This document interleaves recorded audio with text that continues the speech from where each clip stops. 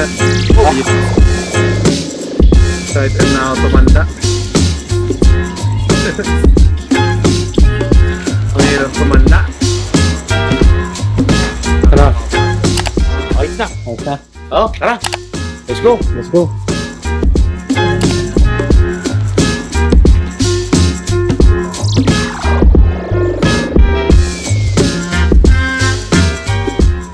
Great success. Wait lang. Paano ba tayo napunta talaga dito? So guys, if you've been following the channel, dito kami nagsustay nila Ringo for the past few months. Okay naman yung place dito. Tahimik, may basketball court.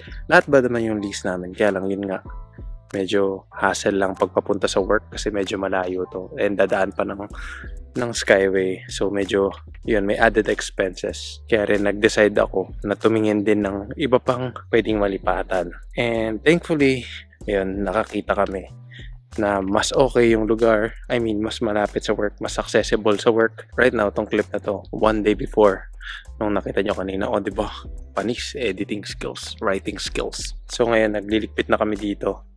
And ililipat na namin yung mga gamit later, or dun sa nakita nyo kanina.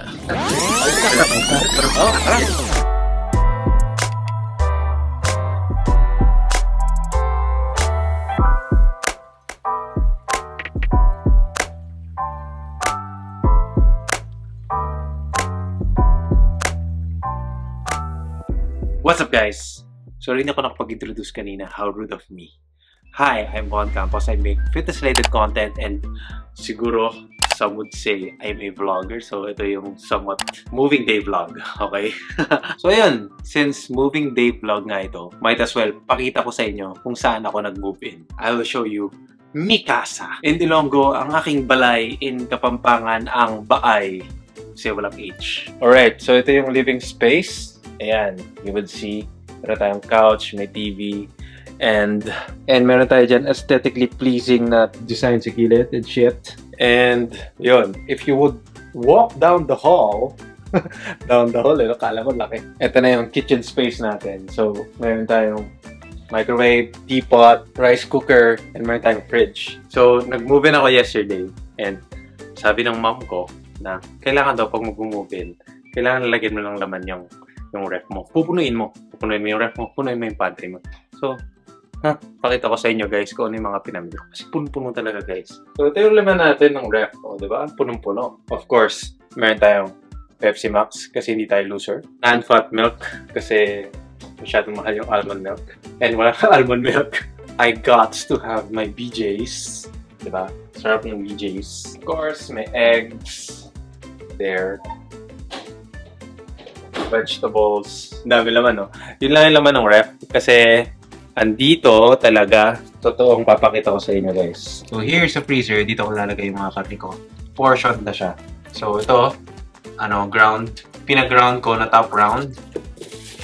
And chicken breast. So, pagkakain ako, defrost lang. And, luto na. Diba? Easy. So, diba sabi ko, pupunuin ko yung ref and pantry. Pero, karamihan talaga ng pinamili ko nandito, guys. Puro junk food. Yan. Yung mga fudgy bar, mamon.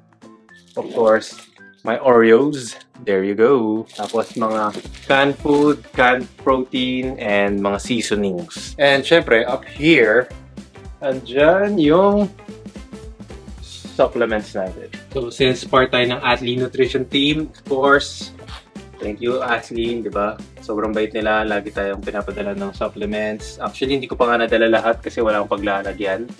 So, nasa house pa ng mom ko yung iba. Yes, may whey protein and creatine, pre-workout. And meron tayong cereals for extra carbs. So, yun lang yung laman ng pantry, guys. And papakita ko sa inyo, guys, yung pinaka-nagustuhan ko talaga dito sa unit na to.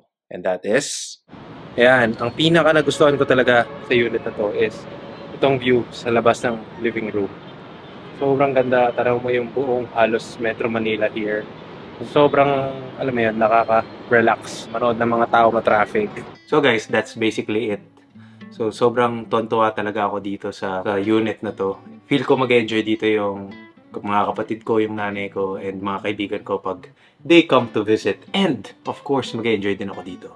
Ang dami ko nang naiisip na content, especially here sa kitchen. I guess wala na talaga tayong excuse now para gumawa ng mga recipe videos. Comment down below kung gusto niyo makita.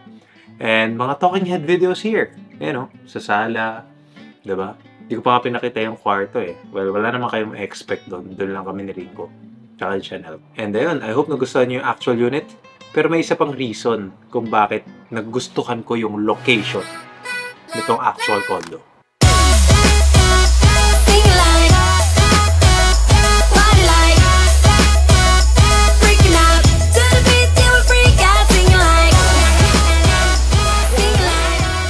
So guys, added bonus dun sa new place natin is may malapit siyang anytime. As in, pwede mo siyang lakarin, pero I would prefer na mag-drive kasi medyo buwis-buhay na maglakad. Yeah, andito tayo ngayon sa gym. Hintayin natin yung friends natin kasi tatambay sila later. I don't know kung sa last video ba yun o basta isa sa mga latest videos natin na nabanggit ko na medyo masakit na yung right shoulder ko. So, update lang, nag-deload na kami.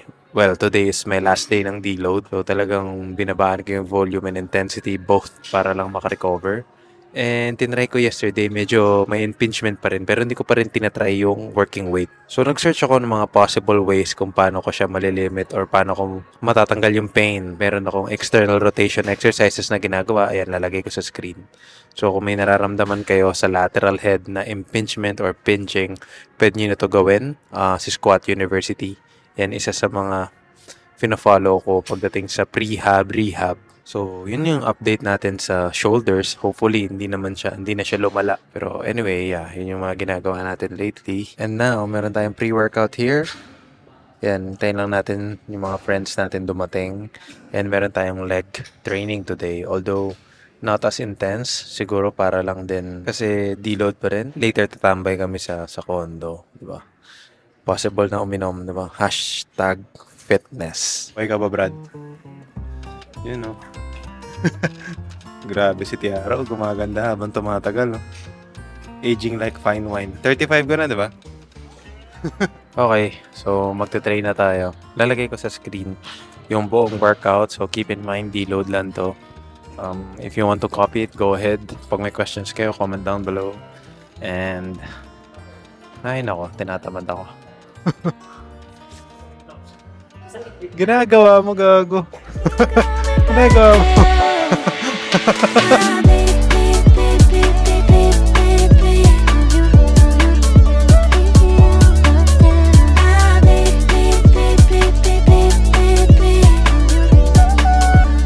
Habang pinifilm ko tong video na to, napaisip ako, hindi ba ito masyado ng personal? Parang kailangan pa bumalaman to ng mga tao. Eh, di ba yung content ko is about fitness? Pero napaisip ako na parang true vlogging, kaya ako siya gusto. Kaya ako siya sobrang passionate ako to make videos. Kasi, alam mo yun, nada-document ko yung life ko at the time. Parang ang sarap niyang balikan in the future. Well, nangyari na kasi yun sa mga previous videos ko. During ng pandemic, nung nagsa-start ako, yun pala yung ginagawa ko at that time. Siyempre, mabilis mo lang din malimutan. Alam mo yun, parang marami rin nangyayari sa buhay mo. And through this hobby or passion, nado-document ko yung mga bagay na yun. And parang nasi-share ko sa inyo yung nalalaman ko. And paulit-ulit na ako dito. Ang goal ko kasi dito sa channel na to is to motivate and entertain and inspire people.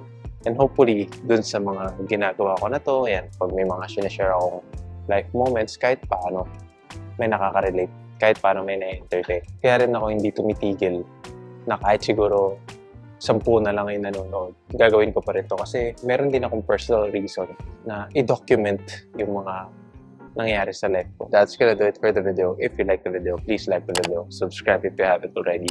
Medyo short lang kasi parang pag dinagdagan ko pa to ng kung ano-ano, baka medyo nakakalito na. So, dinocument ko lang yung moving in ko sa new place and bagan nyo yung mga videos na gagawin natin dito kasi kita nyo naman, aesthetic as fuck. Alright, that's gonna do it for me. I'll see you on the next one. Again, this is Bon Campos reminding you to follow your passion. Kahit na 0.1% progress lang today, okay lang kasi it will all add up someday. See you on the next one, guys.